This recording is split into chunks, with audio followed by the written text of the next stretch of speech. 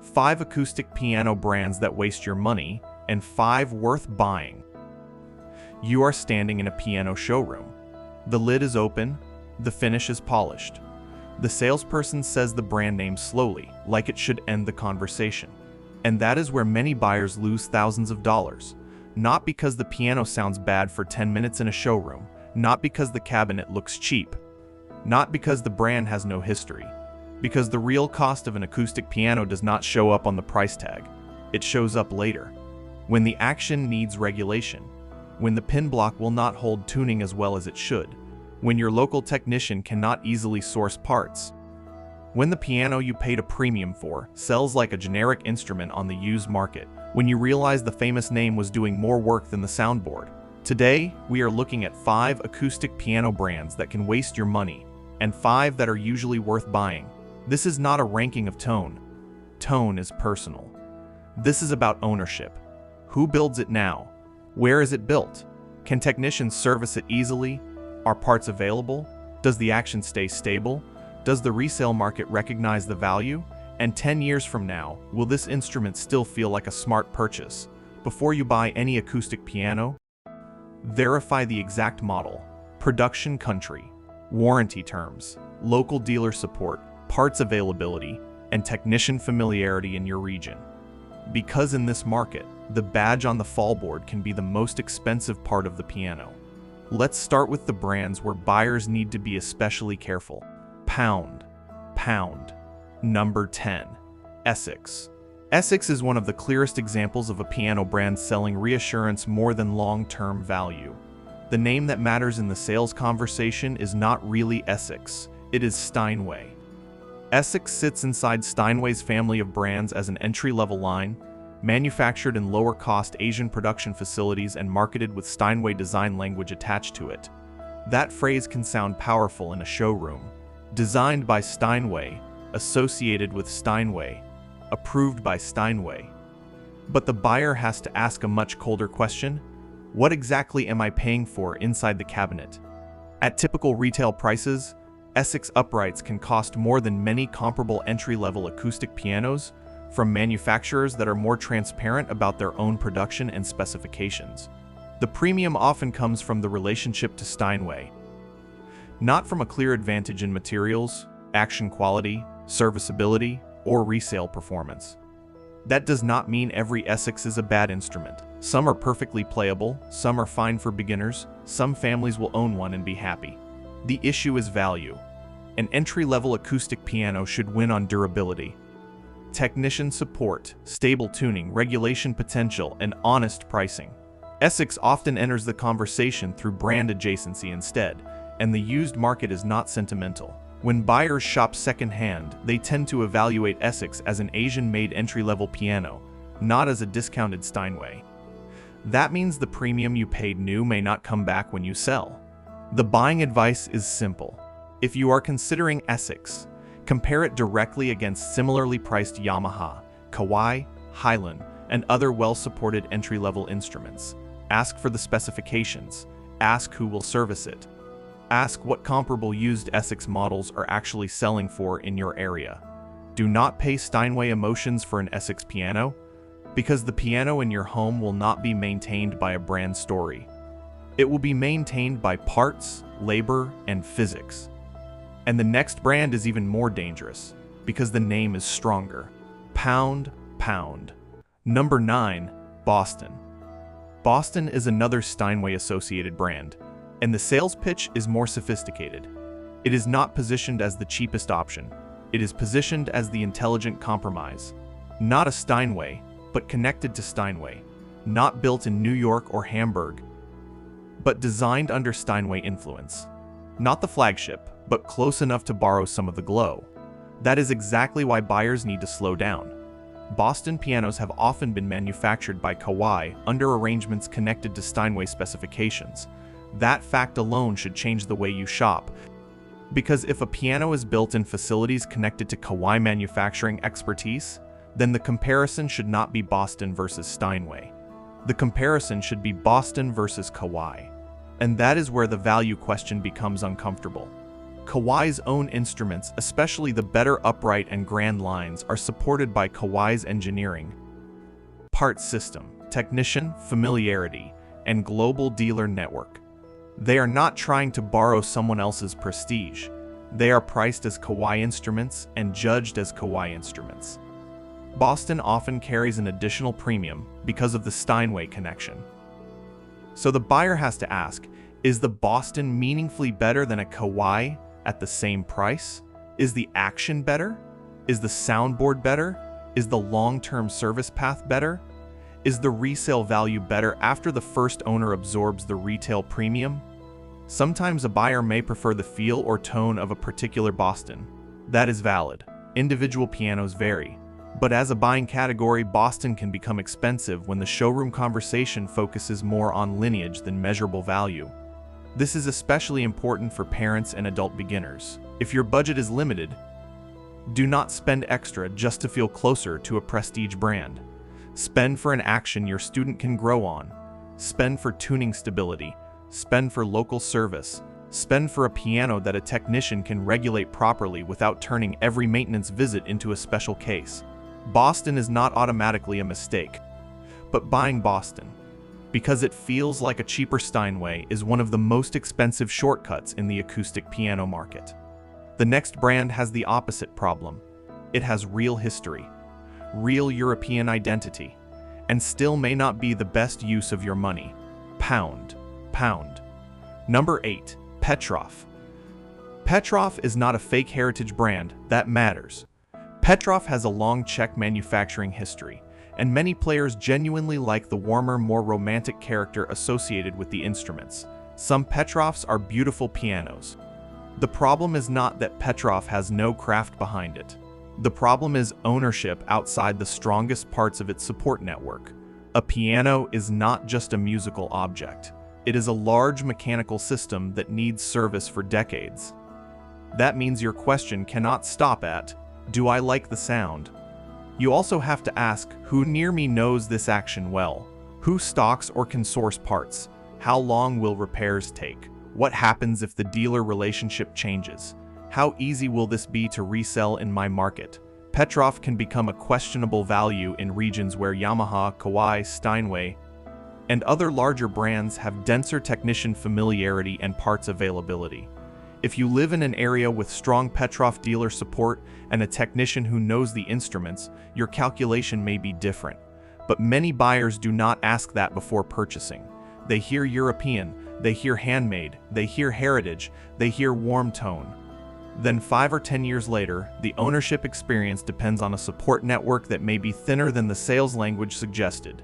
This matters most at higher prices. Once you are spending serious money on a premium, upright, or baby grand, you are no longer just choosing between tones.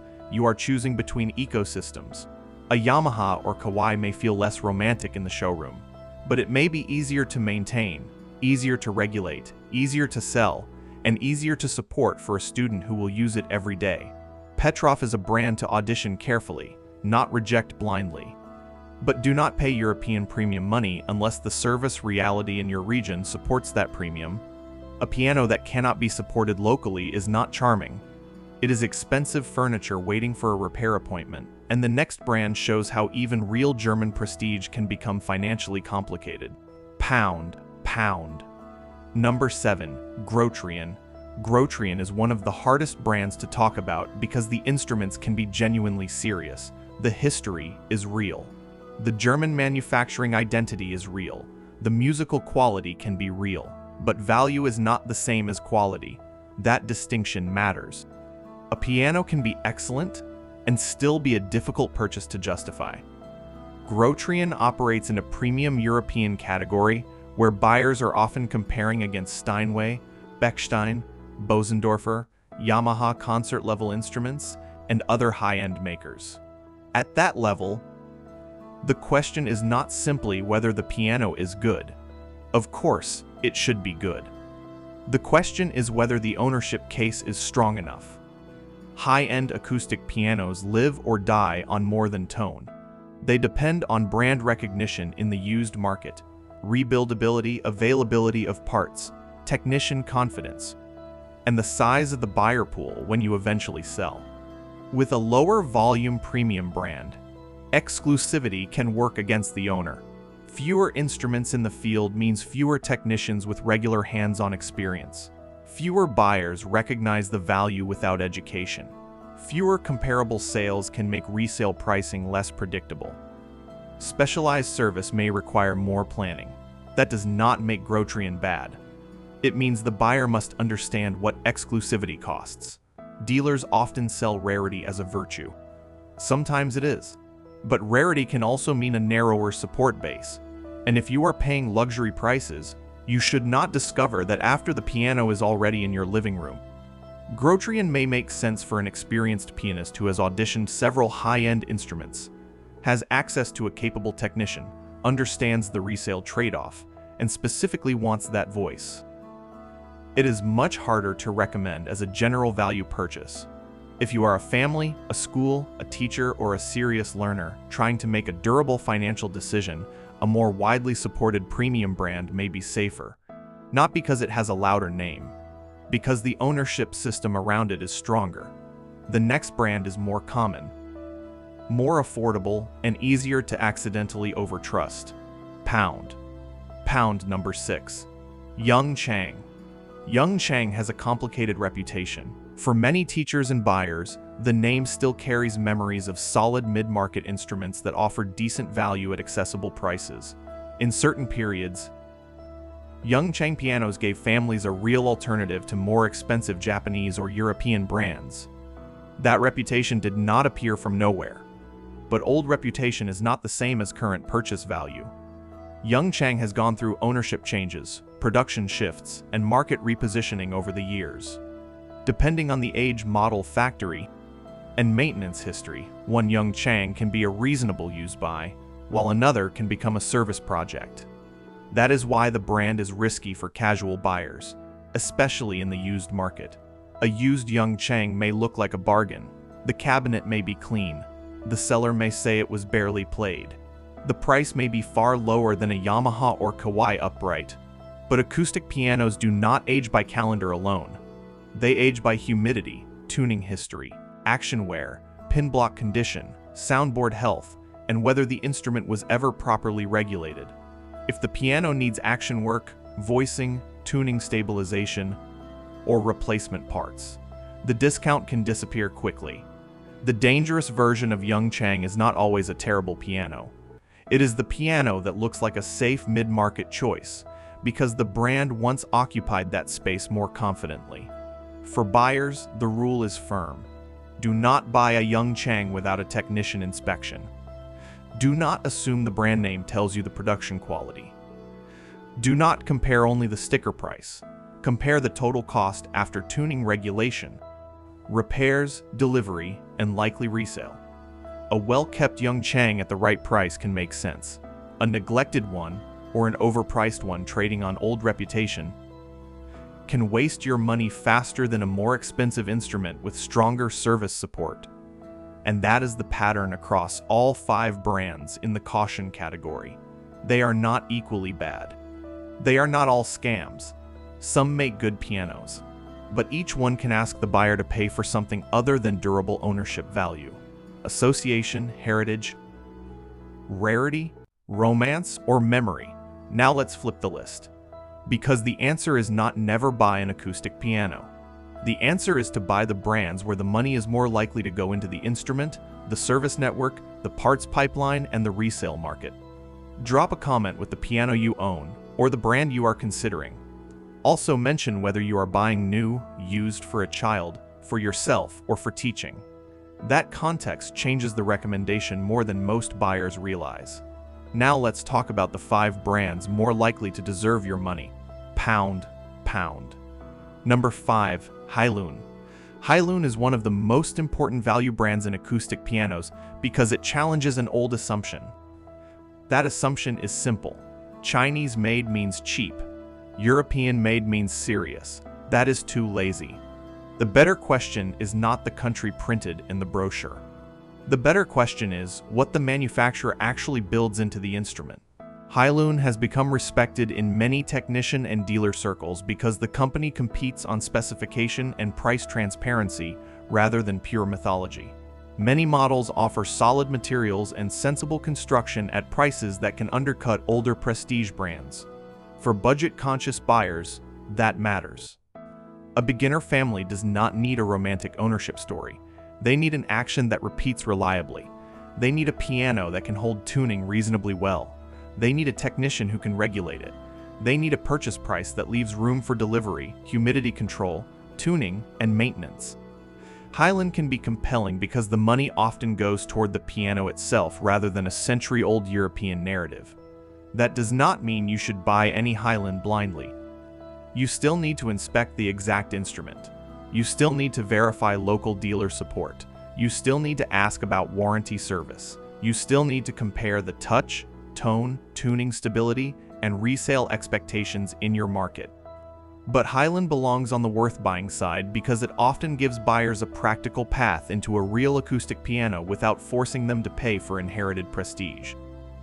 For many beginners, adult learners and families, a well-prepared Hylun can be a smarter purchase than a neglected used prestige piano or an overpriced entry-level badge brand. The value mechanism is simple: less mythology, more instrument for the money. And the next brand takes that idea further with one of the strongest engineering reputations in the industry. Pound. Number 4. Kawai. Kawai is one of the safest recommendations in acoustic pianos because the value is not built around mystery, it is built around engineering consistency.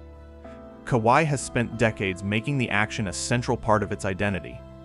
In many of its lines, the company uses composite action components designed for stability under changing humidity conditions. That matters because acoustic piano actions are sensitive mechanical systems. Wood moves, felt compresses. Humidity changes everything. A piano that feels wonderful on delivery can become uneven if the action does not stay stable or cannot be regulated well. Kawai's stronger models are respected because they are predictable. Technicians generally know them. Parts support is strong in many regions. Teachers trust them. Students can grow on them. The instruments usually make sense both new and used, assuming condition is verified. For upright buyers, Kawai's better upright models are often excellent alternatives to paying more for a European name with weaker local support. For grand buyers, Kawai's GX and higher lines deserve serious comparison against more expensive instruments because they provide a mature action, strong manufacturing consistency, and credible long-term serviceability. The important point is not that every Kawai is perfect. No brand is. The point is that Kawai gives buyers fewer hidden variables. You usually know what category you are buying. You can find technicians who understand the instruments. The used market recognizes the name. The brand does not need a complicated explanation to justify its existence. That is valuable, especially for parents. A student practicing every day does not need a piano that impresses guests for 30 seconds. They need an instrument that supports technique, repetition, dynamic control, and musical development. Kawai is often worth buying because it spends its credibility on the action, not just the brochure. And if Kawai is the engineering first recommendation, the next brand is the infrastructure king. Pound. Number 3. Yamaha. Yamaha is the most boring answer in the best possible way. That is a compliment. In acoustic pianos, boring often means reliable. Reliable means serviceable. Serviceable means cheaper to own over time.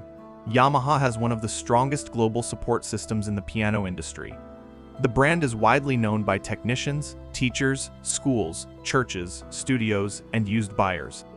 That matters more than many first-time shoppers understand. When you buy a Yamaha, you are not just buying an instrument. You are buying access to a large service ecosystem. Technicians have seen them. Parts are generally easier to source. Used buyers recognize the models. Teachers know how they behave. Schools use them because they survive heavy use. That does not mean Yamaha is always the most inspiring piano in a showroom. Some players prefer a warmer or more complex tone from other makers. That is legitimate. But if the question is purchase safety, Yamaha is extremely hard to beat. The U-series uprights became standards in teaching studios for a reason. They are durable, clear, consistent, and easy to recommend when properly maintained. The higher grand lines, including professional and concert-level instruments, are taken seriously by institutions and advanced players around the world. For buyers, Yamaha's biggest strength is liquidity. If you buy the right Yamaha at a fair price and maintain it properly, there is usually a real used market when you need to sell or upgrade. That is not true for every acoustic piano brand. Resale value is not a vanity metric. It is part of total cost of ownership. A cheaper piano that nobody wants later may cost more than a more expensive piano with a stronger resale market. Yamaha is worth buying because it reduces uncertainty, and uncertainty is expensive. If you are a first-time acoustic piano buyer and feel overwhelmed, Yamaha should almost always be on your comparison list. Not because it is always the final answer, but because it gives you a reliable reference point.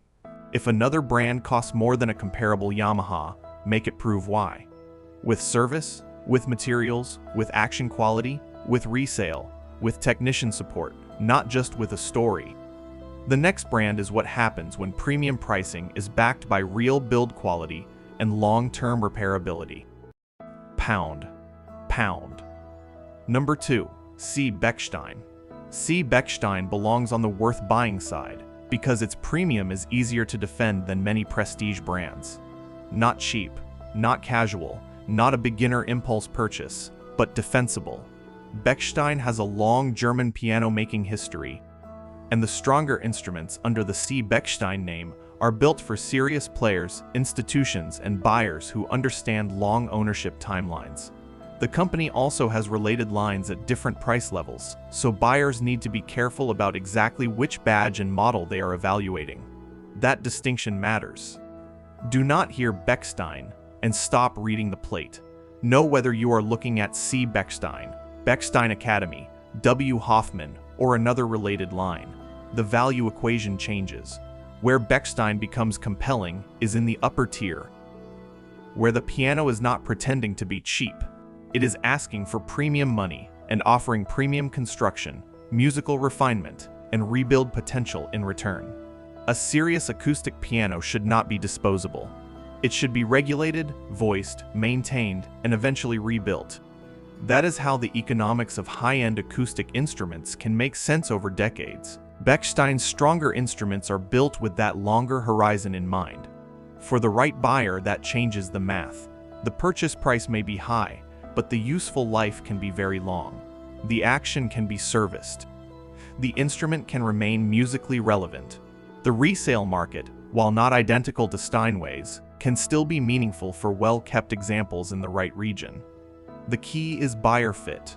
A Bechstein is not the default recommendation for a 6-year-old beginner whose family is unsure whether lessons will continue. It is not the budget answer. It is not the just get something in the house answer. But for advanced players, teachers, serious adult musicians, and buyers who want a premium European piano with real substance behind the name, Bechstein can be worth the money. The warning is simple. Verify the model line. Verify the country of manufacture. Verify local service support. Compare against Yamaha, Kawai, Steinway, and other premium options in the same price range. If it wins after that process, it is not just prestige. It is a serious instrument. And the final brand is the one that creates the most confusion, because it appears on both sides of the conversation. Pound. Number 1. Steinway & Sons. Steinway is the reason buyers need nuance. Because Steinway-associated brands can be overpriced for what they are. But Steinway & Sons itself, especially the New York and Hamburg Grands, is a different conversation. This is not about worshiping a logo. It is about the rare case where the market, the service network, the rebuild culture, the technician base, and the resale value all reinforce the instrument's position. A real Steinway & Sons Grand is expensive, very expensive. It should never be compared casually against entry-level uprights or budget baby Grands. That comparison is meaningless. The right question is different. If maintained properly, rebuilt when necessary, and bought at a rational price, does a Steinway hold enough musical and market value to justify the cost over decades? Often, yes. Steinway has one of the strongest secondary markets in acoustic pianos. Technicians know the instruments. Rebuilders specialize in them. Buyers recognize the models. Institutions use them. Parts, service knowledge, and market demand are unusually deep compared with most piano brands. That ecosystem matters. A high-end acoustic piano is not valuable only because of how it leaves the factory. It is valuable because it can be maintained, repaired, rebuilt, and resold inside a functioning market. Steinway has that market. That is why a properly maintained Steinway grand can remain financially and musically relevant long after many cheaper pianos have become difficult to justify repairing. But here's the part dealers may not emphasize enough. Not every Steinway purchase is smart. A neglected used Steinway can be a financial trap. A piano needing major rebuilding can require a very large additional budget. A tiny premium upright with the wrong buyer expectations may not deliver the experience people imagine when they hear the name. A new Steinway bought emotionally, without comparison, can still be overpriced for the buyer's actual needs. The brand does not remove the need for inspection. It raises the stakes. If you are considering a used Steinway, hire an independent technician before you buy. Not the seller's technician. Not the dealer's favorite sentence. A real inspection. Check the soundboard. Check the bridges. Check the pin block. Check the action. Check the hammers. Check tuning stability. Check whether previous rebuilding work was done well, or merely made to look good. When Steinway is right, it is one of the few piano purchases where high price can align with long-term value. When Steinway is wrong, the repair bill can be brutal. So the verdict is not buy Steinway because it is famous. The verdict is, Steinway & Sons is worth buying when the instrument, condition, price, and service plan all support the name. That is the standard every brand should face. Pound. Final buying rule. The acoustic piano market rewards slow buyers. Fast buyers pay for polish. Slow buyers pay for structure. Before you buy, stop asking only, is this a good brand? Ask better questions. Who manufactures this exact model? Where was it built? What action is inside it? Is the soundboard solid spruce or something else? Is the pin block healthy? Can a local technician service it easily? Are parts available? What do similar instruments actually sell for used? What will this piano cost after delivery, tuning, humidity control, regulation, repairs, and eventual resale? That is the real price. The brands that waste your money usually ask you to pay for association, nostalgia, rarity, or showroom emotion. The brands worth buying tend to survive harder questions. They can be serviced, they can be regulated, they can be resold. They can support a player for years without turning every maintenance issue into a surprise bill. A piano brand's founding year is interesting, but it is not the buying test. The buying test is simpler. Who built this instrument now? Who can maintain it where I live? And 10 years from today, will I be glad I bought the piano? Or just remember the story that sold it to me?